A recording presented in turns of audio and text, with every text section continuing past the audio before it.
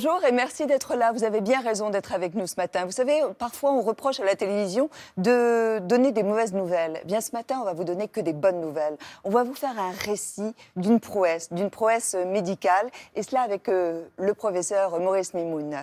Bonjour professeur, merci d'être là. Alors Bonjour. on va bien sûr expliquer aux téléspectateurs, si vous voulez bien vous asseoir, que deux personnes viendront nous rejoindre dans quelques instants. En effet, vous avez réalisé une première mondiale, c'était en 2016, vous avez pratiqué une greffe de peau sur un homme dont le corps était brûlé à 95%, et son frère a été le donneur. Il s'agit de Franck et de Éric Dufourmontel. Tous les deux seront sur le plateau Thé au Café parce qu'ils vont nous parler, nous apporter ce témoignage, quelque chose d'assez extraordinaire. Parce que quand on lit Life, leur livre que vous avez post-facé, c'est vrai qu'on est pris en fait par le récit. C'est extrêmement bouleversant et émouvant. Avant cela, je voudrais qu'on se parle un petit peu, qu'on sache encore davantage qui vous êtes. Alors quand je vois ce petit bonhomme là, il est bébé, photo, voilà. Vous êtes né en Algérie, de parents pieds noirs, vous êtes né à Constantine. Le fruit, dites-vous, d'un mariage arrangé, mais qui est devenu un mariage d'amour. Mais qu'est-ce que vous en savez? Ça se traduisait comment? Alors, arrangé, je dirais pas arrangé, c'est-à-dire c'est mon père qui a été très insistant. Il avait décidé, ma mère c'était la plus belle fille du quartier. Hein. Elle était très jeune. Elle était très jeune et voilà, mon père était plus âgé. Et il a insisté beaucoup et au début, mon père était moustachu et ma mère me dit maintenant qu'au début elle disait je veux pas de ce grand moustachu. Et puis peu à peu, elle s'est laissée séduire. Et je suis bien content hein, parce que je suis là. Votre père, il est décédé en 2010. Il était cheminot, mais c'était surtout un inventeur. Mon père était cheminot, donc il connaissait mécanicien. Et peu à peu, il a fallu qu'il nourrisse sa famille, donc ça suffisait plus. Donc il était très inventif et il a commencé à être inventeur. Et moi, les premiers souvenirs que j'ai, c'est des souvenirs, on est venu en France. Il avait un petit atelier et il faisait des appareils. Il connaissait très bien les voitures, donc il faisait des allumages électroniques, des choses. Et on allait le soir tester les appareils qu'il avait mis au point dans la journée. C'est incroyable. Donc il y avait une sorte de raisonnement dans la famille qui n'était pas un raisonnement dans les livres. C'était j'ai une idée, je la réalise, je vois si elle marche. Moi, ça m'a beaucoup aidé parce que c'est ce que vous faites aujourd'hui. Oui, c'est pas du tout le raisonnement scolaire que l'on a. Bien sûr, il faut lire. C'est indispensable. Mais il faut oser être curieux, oser réfléchir. On ne dit pas assez aux enfants, oser réfléchir. Oser réfléchir et oser faire ce pour lequel vous avez trouvé une idée. Qu'est-ce que vous n'avez pas eu le temps de lui dire à votre père? On était en fusion, il était tellement proche. Et il est parti et j'ai pas du tout de... Je sais que il m'aimait comme un fou et que je l'aimais comme un fou. J'ai pas de doute là-dessus. Vous communiquez avec lui? Oui, de temps en temps, je communique avec lui, bien sûr. Vous croyez aussi Ouais, papa, t'es là, ouais. Venant d'un milieu modeste, devenir médecin, c'était une réussite sociale? Mes parents et mon père notamment pensaient que le métier de médecin, c'était le plus beau métier du monde. Chirurgien, parce que mon père travaillait de ses mains. C'était un manuel. C'est vrai, c'est un très, très, très beau métier. Vous avez choisi le service d'un professeur qui faisait donc de l'esthétique, le professeur Beau. Oui. Bon. Vous aviez le choix entre Vilain et Beau. Oui, c'est drôle. Hein. Les deux patrons de l'époque, c'était Vilain et Beau. Il y en avait même un troisième, qui est toujours en vie, Bellavoir. Et donc j'ai été chez Beau, et il faisait de la chirurgie esthétique et de la brûlure, et j'ai été passionné par cet homme qui est vivant, hein, et qui est aussi d'une curiosité et d'une invention extraordinaire. Donc c'est mon maître absolu. Vous l'avez dit, vous avez choisi la chirurgie esthétique, plastique, et puis celle des grands brûlés. Alors quand on est un peu de l'extérieur, on se dit la seconde, est-ce qu'elle n'est pas plus indispensable que la première? C'est pas la même urgence, on va dire. Mais vous savez, en chirurgie esthétique, on voit des gens pleurer. Hein. Il y a des choses. Je reçois des témoignages de familles ou de personnes qui me disent ça a changé ma vie. C'est-à-dire que lorsque vous avez... Moi, je dis toujours, j'ai un service où je traite l'image du corps, la souffrance de l'image du corps. Et c'est vrai que quand vous modifiez quelque chose sur quelqu'un, il n'a plus la même vie derrière. Et c'est assez curieux de voir par exemple, une petite bosse sur le nez, de temps en temps, quelqu'un qui qui ne vivait pas à l'aise, tout d'un coup va vivre normalement. Alors tout ça, il y a des procédures, des cadres, il faut poser les bonnes indications, mais en fait, c'est une même entité, la souffrance du corps. On parlera tout à l'heure, bien sûr, des grands brûlés, puisque c'est pour la raison pour laquelle vous êtes sur ce plateau de Thé ou Café, et de cette histoire incroyable d'Éric et de Franck Durfourmentel. Mais je voudrais tout d'abord qu'on vienne un petit peu en arrière. Vous allez voir, il y a des images d'archives qui ont été concoctées par Magali Defer et qui s'amusent en premier lieu de votre homonymie avec le marathonien, Mimoun. Ah, oui. Quand j'étais gamin, on me disait toujours « Est-ce que vous êtes le fils du coureur ?» Ce n'était pas le cas, je cours beaucoup moins vite que lui. Même si vous courez beaucoup moins vite qu'Alain Mimoun, professeur, vous êtes pourtant un athlète, à votre manière. Tous les chirurgiens sont des sportifs de haut niveau. Poids lourd de votre catégorie, vous excellez dans votre discipline, la chirurgie esthétique et reconstructrice. Je vous appelle mon Botticelli du bistouri. Dès le départ, dans les starting blocks, vous démarrez fort et doublez tout le monde en devenant à 34 ans l'un des plus jeunes professeurs de France. Reconnu et primé par vos pairs, vous n'hésitez pas à repousser les limites du possible. Rentrer à l'intérieur du corps, c'est presque comme aller sur la Lune. Et c'est grâce à cet exploit, un pied sectionné et provisoirement relié à l'avant-bras, que vous devenez célèbre dans le monde entier. Votre point fort, un très bon sens du jeu collectif. L'hôpital, ce qui est extraordinaire, c'est que c'est une équipe et que personne ne peut travailler seul. C'est en bon capitaine d'équipe que vous dirigez depuis 2012 le service des grands brûlés de l'hôpital Saint-Louis. Là, vous marquez encore une longueur d'avance avec ce centre à la pointe de la technologie. Vous voyez ici que la chambre est transformée en bloc opératoire. C'est le concept du presque tout dans la chambre. Brûlologie ou chirurgie plastique, vous avancez avec une même motivation. C'est de remettre le patient en accord avec lui-même pour qu'il puisse socialement et intérieurement pouvoir revivre de manière le plus agréable possible. Mais attention à ne pas mordre la ligne. Pas question de fabriquer des clones de poupées Barbie et d'y laisser sa peau. Ça peut être la chirurgie du bonheur, mais comme tout bon médicament, ça peut être aussi très dangereux. Et puis parfois, vous quittez votre zone de confort pour le Vietnam où vous venez en aide aux enfants brûlés avec l'association Children Action. À chaque fois, le même défi, celui de sauver des vies. Pour tout cela, professeur Mimoun, vous méritez bien la première marche du podium. Est-ce qu'on peut dire que vous êtes un homme de prouesse? Alors, comme vous êtes très modeste, vous allez me dire non. Je suis un homme de curiosité, je suis un homme de défi. C'est-à-dire que je ne lâche pas. Et je trouve que pour un médecin, c'est important. Si vous choisissez des médecins optimistes. C'est tellement mieux. Il faut y croire. Et oui, je suis un homme de défi. J'essaye de me fixer des buts et j'essaye de les atteindre. Je voudrais qu'on accueille Franck et Éric, que vous connaissez bien sûr. Vous les avez retrouvés ces derniers jours. Bonjour, et merci d'être là. Bonjour. Bonjour, je suis ravie de faire votre connaissance. Bonjour. Vous êtes déjà vu tout à l'heure dans la loge. Oui. Habituellement, vous embrassez. Mais oui, je comprends. Votre deuxième père, c'est ce que vous dites souvent. Oui. Tu m'as redonné naissance, quoi. Oui, c'est une nouvelle vie. Ouais. Que s'est-il passé, s'il vous plaît, le 26 septembre 2016? Alors, je manipulais un bidon qui m'a explosé dans les mains. Pourquoi, on ne sait pas. Vous étiez technicien? Technicien chimiste. Ouais, donc, je manipulais un hydrocarbure. Et voilà, le bidon m'a explosé dans les mains. Et on ne sait pas pourquoi. Et j'ai couru en feu, paniqué, bien sûr. Et j'ai un collègue bienveillant qui a eu la présence d'esprit de m'éteindre.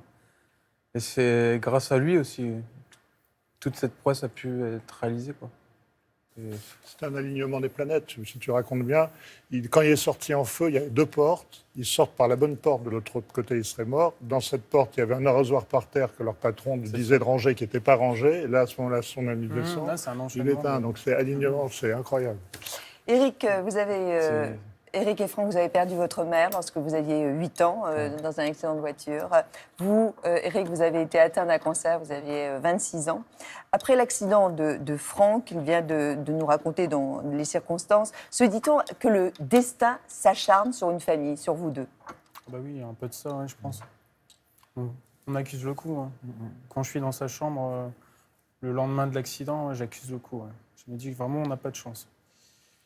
Mais à chaque fois, on y arrive, quoi. On arrive à surmonter ces épreuves. Maurice Mimoun, Franck a été emmené au centre des grands brûlés dans votre service de l'hôpital Saint-Louis en hélicoptère. Vous habitez près d'Amiens. Comment vit-on l'arrivée d'un homme brûlé à 95% dans son service? Moi, j'ai juste le souvenir d'une grande tristesse, parce que très vite, c'est un homme jeune, 95%, il y a tout d'un coup, c'est tout le personnel, tous les soignants qui s'affaissent un peu, quoi, qui se disent qu'on ne va pas y arriver. Mais je me dis toujours, on va y arriver. Donc, on ne va pas y arriver, mais on va y arriver. C'était ça. Et heureusement, c'est pour ça que je dis qu'il faut avoir des médecins optimistes. Toujours de l'optimisme. Il faut avoir, même si c'est 0,1%, même si il y a quand même une petite chance, on réfléchit aux méthodes pour y arriver. Heureusement, parce que c'est 2 jours plus tard qu'on a découvert qu'il avait un frère, parce que je ne le reconnais pas, il est défiguré. Donc quand je vois son frère, moi je vois plein de familles. Plus de cheveux, plus de sourcils. Ouais. Je vois un mec qui est là, qui est son frère, mais je ne peux pas savoir qu'ils sont jumeaux, c'est lui qui me le dit. Et là, c'est ça, ouais. Et des jumeaux, ce qu'on appelle homozygotes. C'est du même œuf. Du même œuf. Ce sont les mêmes. Ce sont les mêmes. C'est l'usine à peau. Ouais, c'était assez dingue. Ouais. C'est toi qui es... Donc moi, voilà, si je refais l'histoire, c'était... en arrivant dans le CTB où j'ai croisé le docteur... CTB, c'est le centre de brûlés. Donc le centre des brûlés. En croisant le docteur Benyamina. Et je lui fais part de ce besoin d'aider, ce besoin de me sentir acteur, de faire quelque chose, quoi. Et de là, je lui demande, est-ce qu'il est possible de faire un geste, un don ? Il me dit non, on ne peut pas donner sa peau, on peut donner un organe comme un rein, mais pas la peau. C'est clairement impossible. Et suite à ça, je rebondis et je lui dis que je suis son jumeau homozygote. Et là, Eureka. Et ouais, c'est Eureka, et c'est 1 heure après dans le bureau du professeur. Et là, vous voyez, ciel nuageux, grand soleil. Grand soleil. Parce que la grande crainte pour moi, c'était qu'on me refuse de le prélever. C'était plus est-ce qu'on va arriver à le sauver, c'est est-ce qu'on va arriver à le prélever.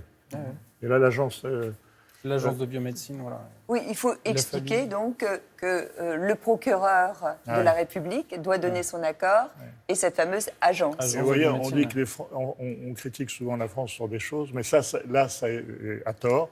Et là, ça a été très vite. Ça a été d'une vitesse folle. Toutes les décisions ont été prises dans le week-end. Tout ça a très bien fonctionné. Vous avez été entendu pour comprendre en fait si vraiment vous étiez motivé et à quel point vous l'étiez. Bien sûr, oui. Ah oui, faut montrer sa motivation, et ils ont vu clair en moi, forcément. J'ai déballé ma vie, mais les sentiments, mon lien que j'avais de jumeaux. Ne pas le faire, ça aurait été un crime, quoi, comme il le dit. Et Franck, pendant ce temps-là, bien sûr, vous n'étiez conscient de rien puisque vous étiez dans un coma artificiel. Quelle partie du corps était touchée alors? Tout était touché. Oui, le plus touché, enfin, en tout cas, ce qui m'handicape le plus aujourd'hui, ça reste les mains, quoi. Qu'on a traité en premier, le mieux possible, parce que quand même, tu arrives à saisir. Maintenant, je suis autonome. Et le visage qu'on a récupéré aussi, ça c'est formidable pour son avis social. J'ai appris dans le livre justement pourquoi, comment on appelle ça, le syndrome Fassmann. C'est-à-dire que le syndrome Fassmann. Malheureusement, quand on a une explosion, on fait ça, hop, et on se brûle les 2 parties qui sont socialement les plus importantes, c'est-à-dire le visage et les mains. Parce qu'on ne protège pas son visage en faisant ça. En réalité, il faudrait se tourner, se mettre de dos, mais on n'a pas de réflexe. Vous aviez des gants? J'avais des gants, malheureusement, bizarrement. Mais des gants en nitrile, ils ont fondu dans mes mains, quoi. Le fait que ce soit une première mondiale, est-ce que c'est anxiogène? Une peau d'une autre personne, lorsqu'on la pose chez un patient, elle est rejetée au bout de 3 semaines environ. Là, je savais qu'il était homozygote, donc elle ne serait pas rejetée. Sauf qu'à 3 semaines, j'ai une petite angoisse. Tous les jours, j'étais angoissé pour quoi que ce soit, parce que malheureusement, en brûlé, ça fait de la fièvre, ça s'arrête. C'est pas un chemin linéaire, il y a eu plusieurs alertes. Combien d'opérations vous avez subies, vous, Eric? Au total, 3. Donc la première, ça a été la cuisse gauche et le cuir chevelu. La deuxième, ça a été l'autre cuisse et le dos. Et 1 mois après, on m'a reprélevé le cuir chevelu. À ma demande encore. Alors, c'est une technique très particulière que vous utilisez, professeur Mimoun. On l'a filmé. Vous nous avez donné l'autorisation de le faire. C'est ce qu'on appelle donc la technique du barésie. On regarde ces images et puis vous allez nous apporter un développement si nécessaire.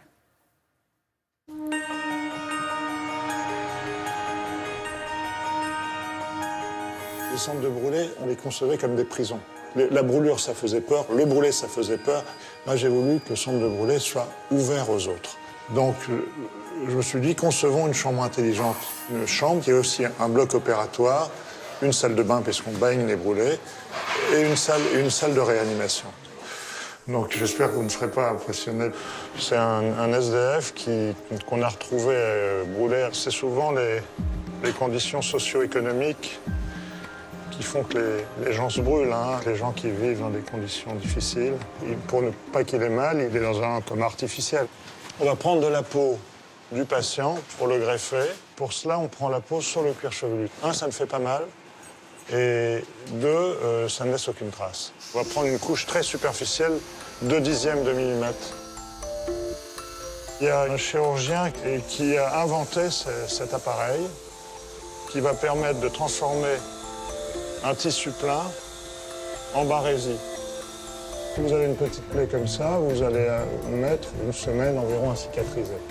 Et bien 1000 petites plaies comme ça mettent une semaine à cicatriser. Tandis qu'une grande plaie comme ça met 1 an à cicatriser. C'est un travail de fourmi, hein. On va en faire beaucoup comme ça et on va les placer sur la peau. On est des couturiers, on est des artisans. Avec un peu plus de la moitié de la surface du cuir chevelu, on a recouvert toute la cuisse sur une face. Il faut 3 semaines, 1 mois pour que le petit trou entre le grillage se ferme. Et il faudra 2 ans pour que la peau reprenne sa souplesse. Mais ça ne sera plus jamais de la peau normale. Et après, on aura les traitements secondaires comme la dermabrasion. Dermabrasion, ça veut dire qu'on va essayer de lisser cette peau qui, vous voyez, qu'il y a des aspérités du fait de la brûlure, de manière à lui donner un aspect esthétique plus convenable. C'est un monsieur que j'ai reçu en urgence pour une main brûlée. On va essayer de lui donner une main présentable, plus exactement qu'il ose présenter. La main, c'est le toucher l'autre, c'est la caresse, c'est ce qu'on expose aux autres. Il ne faut pas traiter les brûlés comme on les traitait il y a 20 ans, c'est plus possible. C'est pas une médecine moderne. J'ai jamais peur quand je perds. Je peux être inquiet avant, tant que j'ai pas mon plan thérapeutique. Une fois que c'est fait, dans l'action, si on a peur, on n'avance pas. Donc, non, jamais peur. Il ne faut pas avoir peur. Il ne faut pas avoir peur. Faut pas avoir peur. Quel pourcentage de peau appartenant à Eric est aujourd'hui sur le corps de Franck ? 40%.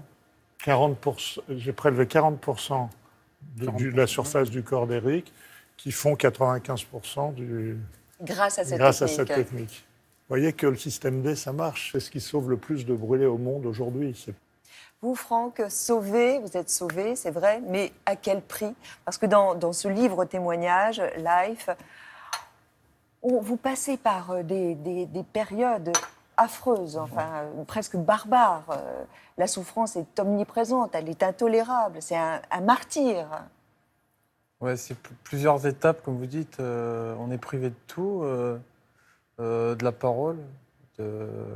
On vit sur un matelas, on ne peut pas bouger. On est privé de liberté, tout simplement. Et voilà, j'ai combattu ça. Maintenant, je vais de l'avant. Je vois la vie différemment, quoi. Oui, mais dans le coma, vous avez vécu des angoisses, des hallucinations, vous avez eu des cauchemars. C'est dû aux grosses doses massives de sédation qu'on me donne pour me plonger dans le coma. C'est des visions cauchemardesques. Toujours cette sensation de se noyer et de jamais se réveiller, en fait. J'en étais pas conscient à ce point parce que je sais qu'on fait attention à la douleur au maximum. On est un centre où vraiment toute l'équipe, on est très pointu là-dessus. Sauf qu'on a le témoignage qui nous montre qu'on a encore du chemin à faire. Et ça va nous aider, ce que tu nous as dit, Franck. Tu as vraiment beaucoup. Comment vit-on l'envie de mourir de son frère, donc de Franck, qui dit à un moment donné, moi je vais retirer tous les tuyaux, je vais m'en aller, c'est plus possible, tuez-moi. Alors que vous avez souffert pour lui. Et je lui ai dit clairement que tu ne pouvais pas avoir cette réflexion-là je t'ai donné de ma peau, tu peux pas me dire ça, en fait. Et lui me disait, mais tu comprends pas. Forcément, j'étais pas dans sa douleur, je pouvais pas comprendre. On pouvait pas se mettre à sa place, c'était... Comment on trouve les mots, professeur Mimoun, pour dire aux patients, allez, il faut résister? Il n'y a pas de méthode mathématique. C'est un lien qui se crée, qui fait qu'on va dans une certaine direction. De temps en temps, c'est l'un qui est un peu plus faible, l'autre qui est un peu plus faible, toi. Et à un moment donné, on arrive à sortir une vérité qui est une vérité qui ne vaut que pour les personnes qui sont ensemble.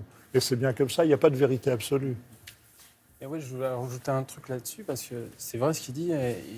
Au début, il nous disait, pensez à les encourager aussi. En parlant des aides-soins et infirmiers. Ouais. Moi, je ne comprenais pas cette phrase-là au début. Oui, c'est vrai. Mais aujourd'hui, elle est pleine de sens, cette phrase, mais Oui, je la comprends complètement. vrai. Et en fait, c'est Un travail Il y a une d'équipe. un synergie. travail d'équipe, mais Oui, complètement. je leur disais, encourager l'équipe. C'est Encourager important l'équipe, parce que... mais oui, ils font un boulot magnifique, quoi. Alors, boulot magnifique, évidemment, à l'hôpital Saint-Louis, dans votre centre, mais aussi beaucoup plus tard, parce que vous allez aller dans un centre de réadaptation et puis ensuite dans un centre de C'est ça. rééducation. C'était un long chemin. Oui, de très, très nombreux mois. C'est ça. Et l'après s'est joué aussi donc, dans ce centre, pas très loin de chez vous, le centre de Corbie, à gagner comme ça des petites victoires chaque jour, entouré de l'affection des vôtres. Vous en parliez notamment de Clémentine, votre compagne. Magali Defer et Loïc Baffier ont passé une journée avec vous dans la Somme.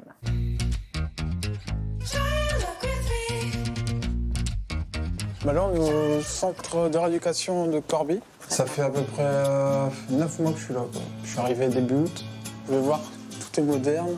Très beau centre. Avant d'arriver là, j'étais vraiment très mal en point, autant physiquement que mentalement. Et j'ai réappris à reprendre goût à la vie, quoi, ici, quoi. On se dirige en salle de kiné. J'ai moins d'aisance avec mes membres. Mon poignet, il est comme soudé, j'arrive pas à plier mes phalanges.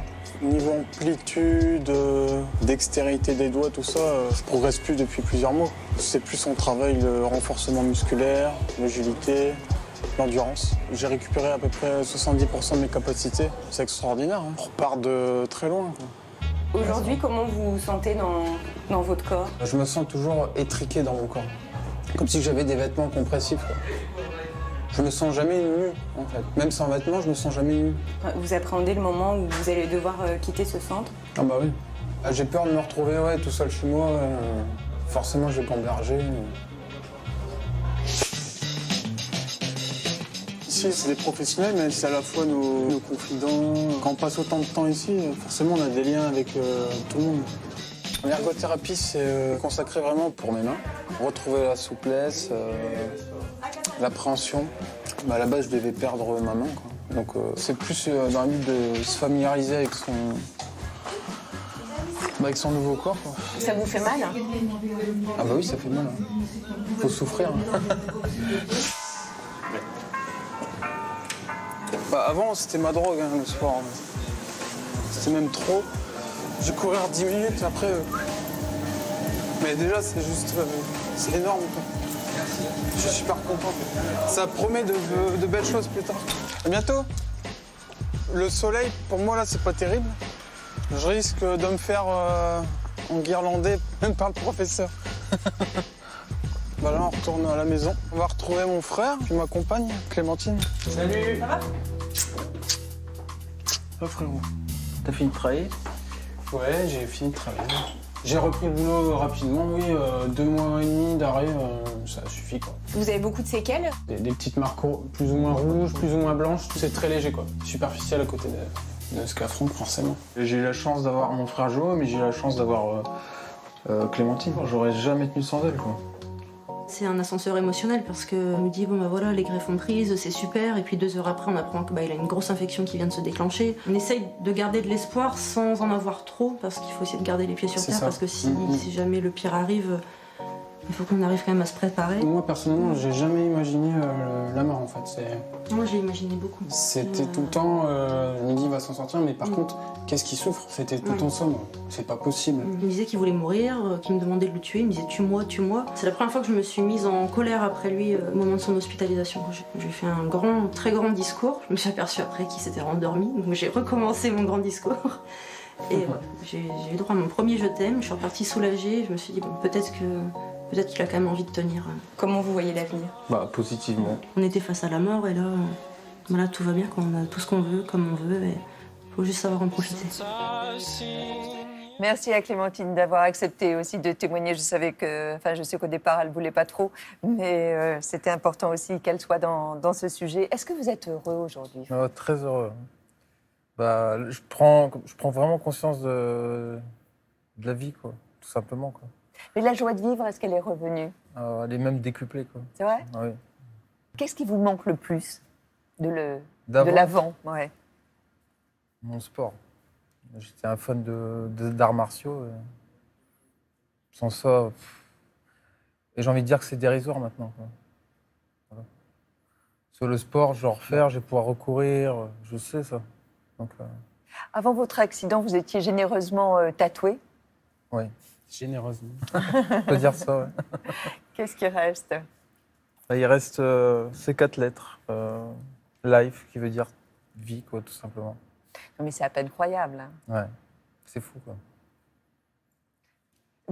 Vous l'avez découvert Bien après, oui. C'est un ami, justement, collègue de judo, qui l'a découvert, quoi. Au début, ça n'avait pas trop de sens pour moi, mais pour le professeur, ça en a eu. Et moi, bien sûr, là, c'est vrai que c'est dingue, quoi. À quel moment vous vous êtes dit « Franck est sauvé » J'ai toujours été optimiste, mais je suis toujours prudent. C'est-à-dire qu'à la famille, je disais à tous les avez dit moments, Noël. attention, Si on passe Noël. il y a une sorte je suis superstitieux, quelque part. Pas rationnellement, mais je mets toutes les chances de mon côté. Donc, je préfère ne rien dire avant que je sois sûr. Donc, je ne disais rien, mais j'en pensais pas moins. Quand il a commencé à marcher, je rêvais de... Quand le premier pas dans le centre, ça a été un événement pour toute l'équipe.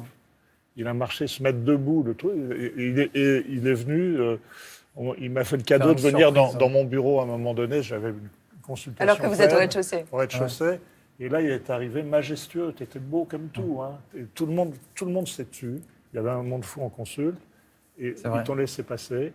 Et c'était magnifique. C'est une vision que tu ne peux pas savoir. C'était une vision magnifique. Après, je rêvais d'aller faire un tour dans la cour de Saint-Louis avec lui.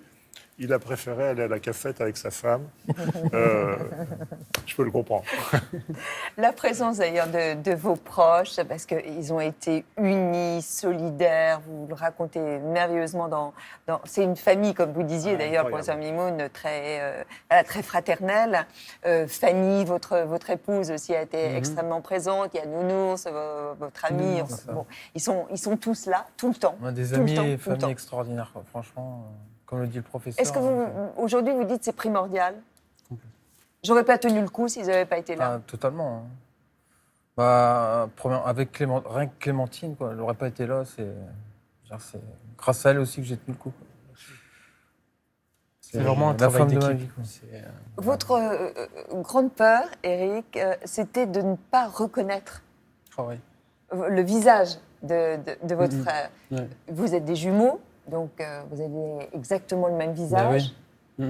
Pourquoi vous avez focalisé beaucoup là-dessus? Je sais pas. Mais c'était une angoisse folle. Il avait les yeux, c'est les paupières complètement énormes, avec la bouche épatée. Moi, c'est cette vision-là. J'en avais pas dormi de la nuit. C'était complètement horrible. C'est un des pires moments, je pense. C'est vrai que Et je m'imagine aussi à ta place, je le reconnaissais pas et c'était. Quand on voit ces photos qui ont dû passer là, durant l'émission, on vous voit comme une sorte de momie. Hein. Vous êtes bandé de toutes parts. Vous êtes même attaché à un moment donné. Oui, parce que je voulais arracher, je crois, tous mes tuyaux. On m'a attaché la tête aussi. Je l'ai, cette photo-là, toujours. Je la garde pour ne pas oublier aussi, quoi. Comment vous voyez votre avenir? Vous allez pouvoir retravailler? Oui, bien sûr. Bizarrement, à la même entreprise. Pourquoi bizarrement?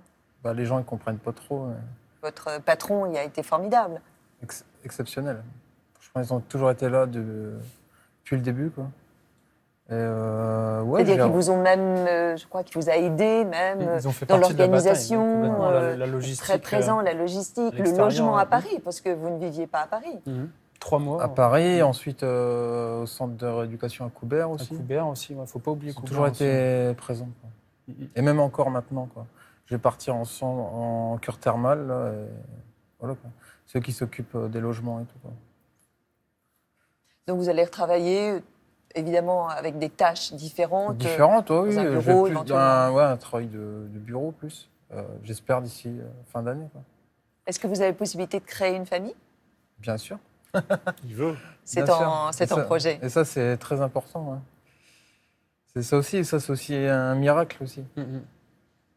Et De Franck, pouvoir je vais te recréer. dire juste une chose, tu vas pouvoir faire du sport, pas exactement comme avant, Je presque, et mener une vie presque comme avant, même dans ton travail. Tu n'as pas besoin de dire uniquement un travail de bureau, je pense pas, hein, tu pourras faire mieux. Il faut être un peu patient. Première J'espère. mondiale qui a été médiatisée en fait un peu plus tard, hein, le 23 novembre 2017. Pourquoi vous l'avez rendue publique? On l'a rendu public parce que ça se savait à un moment donné, et puis parce qu'on était tous heureux de le faire savoir. À chaque fois que j'ai fait des médias, on m'a dit « Ah ben vous dites des choses positives ». Hein, il y en a assez d'entendre des choses négatives, et quand l'assistance publique fait des choses positives, il faut qu'on le sache aussi. Et ça donne aussi un phare sur le traitement des brûlés, qui est une petite niche qui est compliquée. Il faut montrer qu'on a besoin de moyens, etc., etc. Et puis on est heureux tout simplement de communiquer. Ça fait tellement de bien de faire passer un message. C'est Quel aussi message? ça, quoi. Ce message de Tout est possible. tout est possible. Ouais, la vie n'a pas de prix. On peut le dire aussi, en France, la vie n'a pas de prix. Dans certains pays, il ne serait peut-être plus là. Par exemple, c'est un des messages. On a de la chance d'être en France, quoi. Sur ce point-là, c'est... Oui, parce qu'il y a une chaîne, il y a l'hélicoptère, les SAMU, le centre de brûlés, la rééducation. On a cette C'est chance-là. vrai qu'une journée en salle de réanimation, ça coûte énormément, quoi. Donc, j'y suis resté quand même 5 mois et demi. Quel quoi. est le coût? Ça revient environ à 4 000 € la journée. Vous diriez la vie est belle? La vie est belle, bien sûr. Ça, c'est le plus beau cadeau d'entendre ça. Merci beaucoup, Franck. Merci. Merci beaucoup, Eric. C'est aux éditions Alary et ça s'intitule évidemment Life. On va continuer juste ensemble. Vous savez qu'il y a un petit exercice dans Théo Café, ça s'appelle le dos à dos. J'ai plus peur qu'une intervention. Oh ça va bien se passer. On y va. Dos à dos avec vous, professeur Mimoun, et des réponses du tac au tac, si possible. J'essaye. Le compliment le plus touchant qu'un patient vous ait fait. Vous avez changé ma vie. Le cliché sur le médecin qui est vrai. Hypochondriaque, peut-être. On connaît un peu toutes les maladies, donc moindre douleur, on se pose des questions. Comme si on a Internet sans le lire, nous. Votre pire souvenir de médecin. Le pire souvenir, c'est l'échec. Que dites-vous à un jeune médecin qui opère pour la première fois? Je lui dis, la chirurgie, c'est comme une danse. Tu n'as pas le temps de parler. Il faut que tu penses à tous tes gestes. Il n'y a pas de raison qu'on impose à un sportif le passage du relais où tous les gestes sont calculés au millimètre et que nous, on fasse les choses à peu près. Il faut vraiment ne penser qu'à ça. Et pendant une partie de ta vie, tu vas travailler que pour ça. Une addiction dont vous ne parvenez pas à vous débarrasser. Je fais des listes. Et il faut que j'ai un grand plaisir à rayer les choses que j'ai faites. Et le soir, si je n'ai pas tout fini, je ne suis pas content. Et voilà. Donc ça, je ne peux pas m'en passer. Vous préférez la vérité qui fait mal ou le mensonge qui console? Je préfère la vérité qui fait du bien. Qu'est-ce que l'on trouve sur votre table de chevet? Tous les bouquins que je n'arrive pas à lire. Dans quelle tenue vous aimeriez être enterré? Aucune tenue. Nu comme un verre. Nu. Le mot de la langue française que vous préférez? Il y a un mot qui me passionne, c'est pas en sonorité obligatoirement, mais en sens, c'est limite. L'impossible limite. Parce qu'on est toujours en train de... un humain est toujours en train de fixer sa limite. Quelle est la maladie qui vous fait le plus peur? Le cancer. une convention sociale, un code social qui vous agace? J'aime pas aller dans les dîners mondains, quoi. Pour raconter n'importe quoi, ça me plaît pas. J'aime avec des gens avec qui je suis bien. Un prétexte pour décliner une invitation à dîner? Mais j'ai pas besoin de prétexte, j'arrive toujours en retard. Parce que j'ai toujours des choses à faire à l'hôpital. Et la musique qui vous rend joyeux? Récemment, là, c'est Maître Gims. Ça paie comme jamais. Toute cette génération avec Stromae et tous ces chanteurs qui sont à la limite, justement. Il est derrière ses lunettes, il est caché mais montré, il est sapé. J'aime bien des sapes, c'est bien.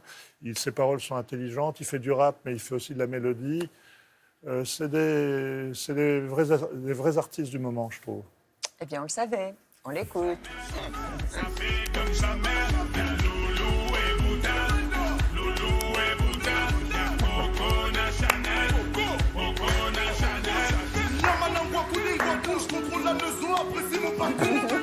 C'est bon, ça? C'est magnifique.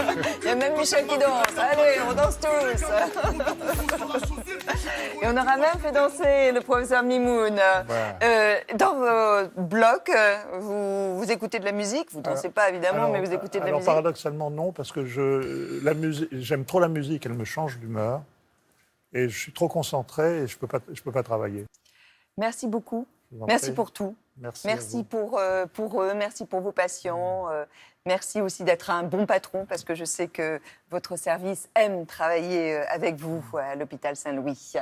Je voulais aussi saluer celui qui est exposé sur le plateau de Thé au Café ce matin. Il a pour nom Gilles Drouin. Et il s'inscrit dans ce que l'on appelle l'abstraction géométrique. Il travaille sur les juxtapositions de couleurs vives, mais aussi sur les oppositions de noir et de blanc. Et son nom donc est Gilles Drouin. Demain, dimanche, on sera en compagnie de Gérard Garouste. C'est un peintre internationalement réputé, reconnu, et on sera chez lui en Normandie, notamment dans son atelier, mais aussi dans sa maison.